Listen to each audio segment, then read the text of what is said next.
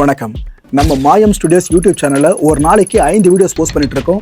எல்லா வீடியோஸ்க்கான நோட்டிஃபிகேஷன் உங்களுக்கு வரணும்னாக்கா சேனலை சப்ஸ்கிரைப் பண்ணிட்டு கீழே ஒரு பெல் ஐகான் இருக்கும், ஆல் நோட்டிஃபிகேஷன், அதை கிளிக் பண்ணிடுங்க. அதை கிளிக் பண்ணா மட்டும்தான் நான் போடுற வீடியோஸ் ஒன்று நீங்க பார்க்க முடியும். அண்ட் மாயம் ஸ்டுடியோஸ் போலவே மாயம் பக்தி அண்ட் மாயம் லைஃப் ஸ்டைல் இந்த சேனல்ஸையும் சப்ஸ்கிரைப் பண்ணிடுங்க.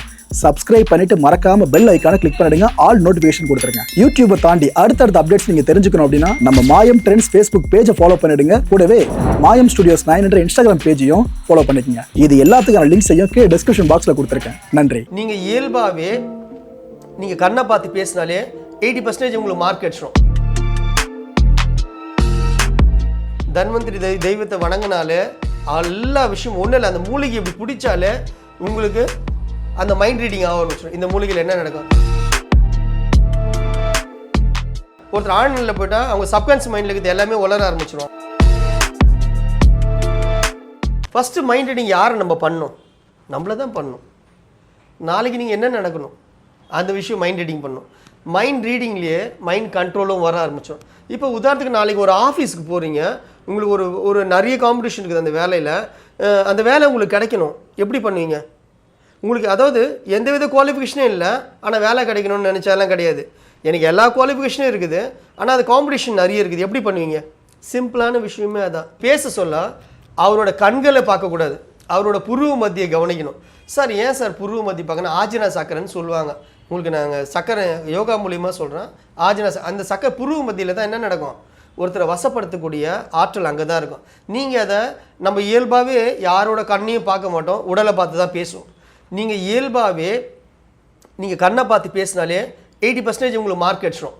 இயல்பாகவே அவங்க ஒரே வார்த்தை கேட்குறாங்க, எங்கேயும் பார்க்க மாட்டாங்க, உங்களை தான் பார்க்க ஆரம்பிப்பான். நீங்கள் நான் சொல்கிற மாதிரி அவங்க கண்ணை கூட பார்க்கக்கூடாது, அவங்க மூக்கூட இந்த நேரத்தில் நீங்கள் உத்து பார்த்து நீங்கள் பேசுகிறதெல்லாம் அதுதான். என்ன ஒன்றா பேசலாம். என்ன நடக்குன்னா இயல்பாகவே அவங்களுக்கு உங்களை ரிஜெக்ட் கூட பண்ணிட்டோம். இயல்பாகவே உங்கள் மைண்ட் செட்டில் அவங்க மைண்ட் செட்லேயே இருப்பீங்க. இன்றைக்கி கிடைக்கிற வேலை ஒரு சாதாரண வேலையாக இருந்தால் கூட அடுத்த ஜாபுக்கு உங்களை கண்டிப்பாக பர்ஃபெக்ஷன் பண்ணி எடுத்துருவாங்க. இதுதான் மைண்ட் ரீடிங். ஒருத்தர் இயல்பாகவே மைண்ட் ரீடிங் பண்ணிடலாம், உங்களை மறக்கவே மாட்டாங்க. உங்களுக்கு எப்படின்னா இந்த ஜாப் உங்களுக்கு கிடைக்கலனா கூட அவங்களோட ரிலேஷன்ஷிப் உங்களுக்கு கிடச்சிக்கினே இருக்கும். எங்கன்னா ஒரு ஆஃபீஸில் பார்ப்பீங்க, எங்கன்னா ஒரு இடத்துல பார்ப்பீங்க. அப்படி என்ன நடக்குன்னா எங்கன்னா ஒரு பத்திரிகையில் கூட உங்களை பற்றி தெரிய ஆரம்பிச்சுன்னா, இவன் நம்மளுக்கு கிடச்சிருப்பான், அன்றைக்கி விட்டுட்டு நம்ம ஃப்யூச்சரில் நல்லா இருந்துட்டு நம்ம கம்பெனி டெவலப் பண்ணுறது. நீங்கள் அந்த வேலையில் போய் செய்து அந்த வேலையில் கிடைக்கிற உங்களுக்கு பெனிஃபிட்டால் நீங்கள் பெரிய ஆளாக நினைப்பீங்க. ஆனால் அவங்க என்ன நினைப்பாங்கன்னா, இது மாதிரி ஒரு சூப்பரான ஆள், நல்ல நேர்மையான ஆள் நம்மளுக்கு கிடைக்காத போச்சுன்ட்டு அவங்க உங்களை ஃபீல் பண்ணுவாங்க. இதுதான் மைண்ட் ரீடிங். புரியுதுங்களா? ஒருத்தரோட மைண்டை இதுதான் ரீட் பண்ணி செயல்படுத்துறது தான் மைண்ட் ரீடிங். இதை நம்ம முன்னோர்கள்லாம் அப்படி தான் செய்தாங்க. இந்த விஷயத்தை நம்ம அப்படி தான் அவங்க கற்பனை. அந்த காலத்தில் பேனாவும் கிடையாது, எந்தவித பேப்பரும் கிடையாது, கற்பனையில் தான் அவங்க மைண்ட் ரீடிங் பண்ணிவிட்டு கோவிலையே மனசில் தான் கட்டி பூஜை பண்ண காலம்லாம் இருக்குது. நீங்கள் கேள்விப்பட்டிருப்பீங்க அந்த விஷயத்தை. சேரன் சோழன் அந்த மன்னரோட பேர்களில் அவர் பல ஆயிரம் கோடி குத்து கோவிலை கட்டினா கூட சிவபெருமான் வரேன்னு சொன்னதுக்கு அவரோட கோயில் கூட கட்டாத, இல்லை உன்னோட ஒரு பக்தன் இருக்கிறான், அவனோட கோவிலுக்கு தான் போவேன் அப்படின்னு. அவங்களும் இந்த நாளில் கும்பாபிஷேகம் வச்சுக்கிறேன், அதுக்கு தான் நான் போவேன்னு. இன்னும் நம்மளுக்கு தெரியாது இந்த நாட்டில் யார் கும்பாபிஷேகம் பண்ணுறான்னு. போய் பார்த்தா ஒருத்தனை ஏழ்மை நிலையில் இருக்கிற ஒரு பூசாரி மனதிலே கோவில் கட்டியிருக்கான். அப்போ இதுலேருந்து என்ன தெரியுது? நீங்கள் மனசால நீங்கள் ஒரு விஷயத்தை 100% எஃபெக்ட் போட்டு செய்தீங்கன்னா அது சக்ஸஸ். அதுதான் உங்களுக்கு மைண்ட் ரீடிங். இந்த உலகத்திலே ஈஸியான விஷயம் எப்படி தெரியுமா? பெண்களை அட்ராக்ஷன் பண்ணுறது தான். கஷ்டமான விஷயமும் அதுதான். ஆனால் நீங்கள் எப்படி தெரியுமா? ஆக்சுவலாக ஒரு உதாரணத்துக்கு இது என்னது? கத்தி தானே. இந்த கத்தி இப்படி பிடிச்சிங்கன்னா கேக் வெட்டலாம், என்ன ஒன்றா பண்ணலாம், நம்ம சொல்கிற பட்சம் கேட்கும். இதே கத்தி இப்படி பிடிச்சிட்டிங்கன்னா நம்ம கையை என்ன ஆகும்? எடுக்க சொல்ல அறுத்துக்கும். இதுதான் விஷயம். நீங்கள் எந்த விஷயம் எடுத்தாலும் ஹவு டு ஹேண்டில், நீங்கள் எப்படி அதை ஹேண்ட்லிங் பண்ணுறீங்க, அதான் விஷயம். நம்ம எடுத்தோன்னே துருன்னு போயிட்டீங்கன்னா நம்ம ஒருத்தர் கத்தி வச்சுருந்தா என்ன பண்ணுவோம்? அப்படியே பிடிச்சாலும் என்ன அர்த்தம்? அவன் குத்துனாலும் ரத்தம் வரும், நம்ம பிடிச்சாலும் ரத்தம் வரும். அதுக்கு நீ பிடிக்காதே இருக்கலாம்.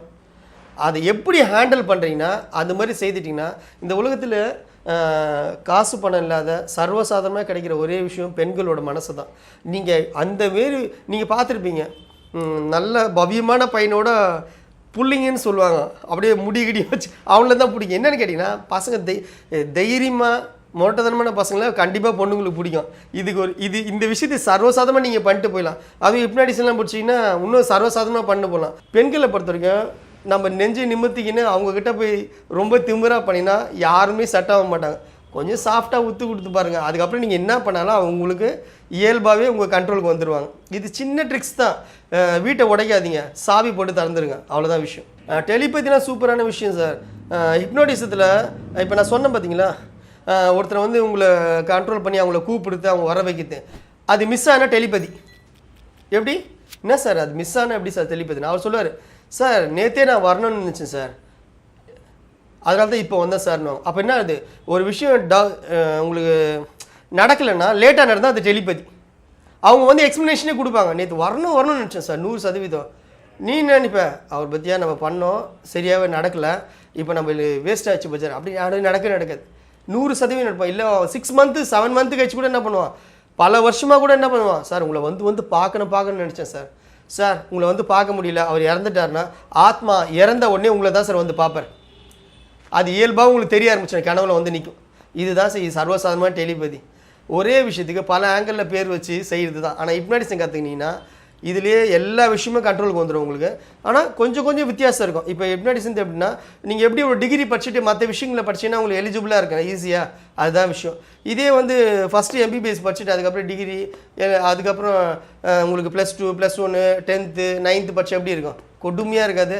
அது மாதிரி தான் நீங்கள் ஹிப்னாட்டிசம் ஒன்று எடுத்துட்டிங்கன்னா லைஃப் லாங்கு நீங்கள் எல்லாருக்கும் ஸ்பீச் கொடுக்க ஆரம்பிச்சிருவீங்க.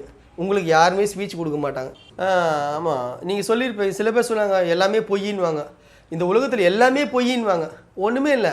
இப்போ சொல்கிறாங்கல்ல, அவங்க இறந்துட்டாங்கன்னு வச்சுங்க, அவங்க வீட்டில் எந்த ஃபோட்டோவும் கிடையாது, அவங்களோட சுவடுகளும் கிடையாது, அப்புறம் அவர் இருந்தாருன்னா நீங்கள் ஒத்துப்பீங்களா? கிடையாதுன்னு தான் சொல்லுவீங்க. ஆனால் இந்த ஜென்ரேஷன் என்ன பண்ணும், ஃபோட்டோ வீடியோ எல்லாம் இருக்குதா தான் சொல்கிறது. அது மாதிரி நீ சிறப்பான ஒரு விஷயத்தை செய்தால் வாழ்ந்தால் மட்டும்தான் நீ மக்கள் மனிதன் நிற்ப. அப்போ மட்டும் தான் நீ செய்கிறது கரெக்டான விஷயம், எல்லா விஷயமும் செயல்படும். நீ இந்த உலகத்தில் இல்லைன்ற ஒரு வார்த்தையே கிடையாது சார்.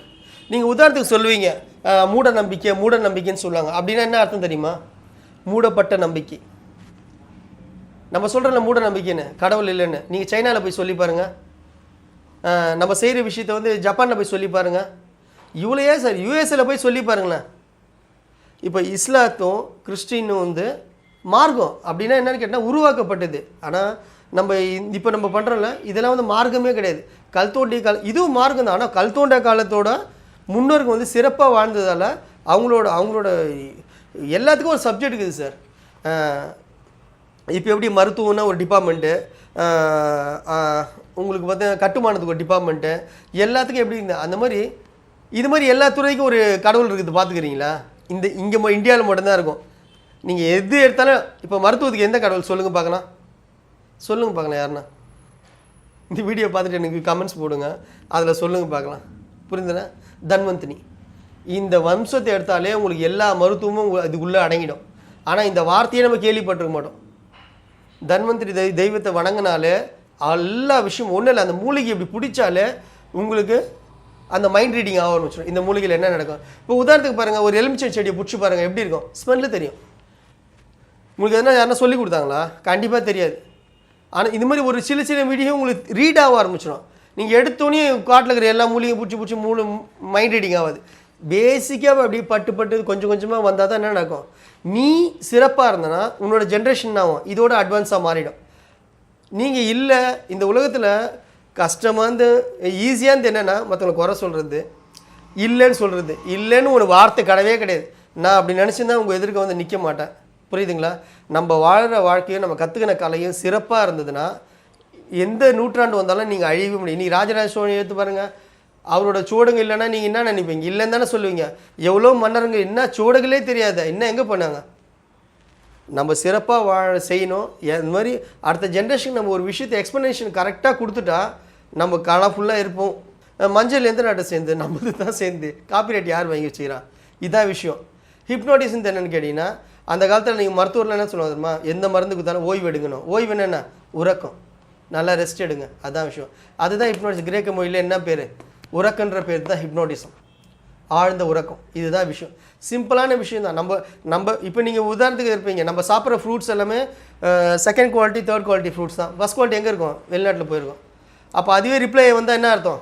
வெளிநாட்டு ஃப்ரூட்டுன்னு. அதே தான் நம்ம சரியான நம்ம என்ன திரும்ப பண்ணுறோம்? எதுவுமே நம்ம கிரேடிங்கே ஃபஸ்ட் குவாலிட்டி எடுக்கிறதே கிடையாது, கேர்லெஸ்னஸ் நம்ம. ஆனால் வெளிநாட்டில் போய் நீங்கள் பாருங்கள், அவன் நாட்டுக்கு முதல்ல ஃபஸ்ட் குவாலிட்டி அவன் மக்களுக்கு கொடுத்துட்டு தான் அடுத்த குவாலிட்டி நம்மளுக்கு கொடுப்பான், இல்லை நம்மளுக்கும் ஃபஸ்ட் குவாலிட்டி கொடுப்பான். ஆனால் நம்மளது அப்படி கிடையவே கிடையாது. ஏன்னா நம்ம என்ன பண்ணுறோம் கேட்டிங்கன்னா, நம்மக்குள்ளேயே ஒரு கில்ட்டினஸ் உண்டு. என்னென்னா நம்ம வசதி இல்லை, நம்ம வந்து பெரிய பணக்கார நாடு இல்லை, நம்ம வல்லரசு நாடு இல்லை அப்படிங்கிற. வல்லரசு அவங்கவுங்க மனசில் வல்லரசு இருந்தால் போதும். நீங்கள் வந்து உணவு நல்லா சாப்பிடணும், நல்லா குவாலிட்டி எடுக்கணும், இந்த மாதிரி எடுத்துக்கினா தான். நீங்கள் சரியில்லைன்னா இங்கே ஒருத்தன் நல்லா படிச்சுட்டு டாக்டர் ஆகிட்டு வெளிநாட்டில் போய் டாக்டர் ஆகலையா, அப்போ என்ன அர்த்தம்? அதான் வெளிநாட்டுக்கு போயிடுது. அவரே ஒரு 100 வருஷம் கழிச்சு நான் வந்து தமிழ் குடி மகன் தான், இந்த ஜென்ரேஷன் தானும், அப்போ என்ன அர்த்தம்? நம்ம நாட்டு மொழி தான் அதே மாதிரி தான் எல்லாமே அங்கே போயிடுது. நம்ம அரசாங்கமும் கொஞ்சம் ஹெல்ப் பண்ணி இந்த மாதிரி அற்புதமான கலைஞர்கள் எல்லாம் வந்து அறநிலையத்துறை தான் இதெல்லாம் எடுக்கணும். இவங்களாம் கொஞ்சம் ஹெல்ப் பண்ணாங்கன்னா மாந்திரிகம் கூட சூப்பரான விஷயம். அதெல்லாம் படிக்கிறது, அதெல்லாம் வந்து தெரிஞ்சுக்கிட்டே பெரிய விஷயந்தான் அது. ஏன்னா ஒரு மாந்திரிகமாக இருந்தோன்னா நல்லா எழுத படிக்க தெரிஞ்சுக்கணும், கற்பனை உடல் இருக்கணும், உடல் பலம், மனபலம் எல்லாமே, எதிர்ப்பு சக்தி கூடிய விஷயம் எல்லாமே இருக்கணும். ஆனால் இன்றைக்கி நிறைய நோய் இருக்குது. என்னென்னு கேட்டால் நம்ம முன்னோர்களோட வரலாற்றை நம்ம எடுத்து பார்க்கறதில்ல, படிக்கிறதில்ல. இந்த நோயில் முன்னாடி ஒரு காலத்தில் இருந்தது, எல்லாம் எழுதப்பட்ட நோய் தான். இன்றைக்கி வந்த கொரோனாலாம் தன்னைத்தானே மனிதன் சிறை வைத்துக் கொள்வான், தன்னைத்தானே மனிதனுக்குள்ளே பேச மாட்டான், தன்னை வந்து மனிதன் தொட மாட்டான். இப்போ நீங்கள் பார்த்துருப்பீங்க, சில கேஸ்ட்லாம் கூட தொட மாட்டாங்க, வாயை துணி வச்சுப்பாங்க, சில பேர் போனால தண்ணி தெளிப்பாங்க, கழுவிடுவாங்க. இதெல்லாம் உண்மை. அதே மாதிரி தான் இந்த கொரோனா அதுதான் நிவர்த்திச்சு. நீ நம்ம முன்னோர்களோட சுவடுங்களை எடுத்து படிங்க, எல்லாம் தெரிஞ்சுங்க. அதில் இல்லாத ஒரு விஷயமே கிடையாது. நம்ம தான் ஜீனியஸ். நான் பெருமைக்கு சொல்ல, வரலாறே நம்ம தான் சார்.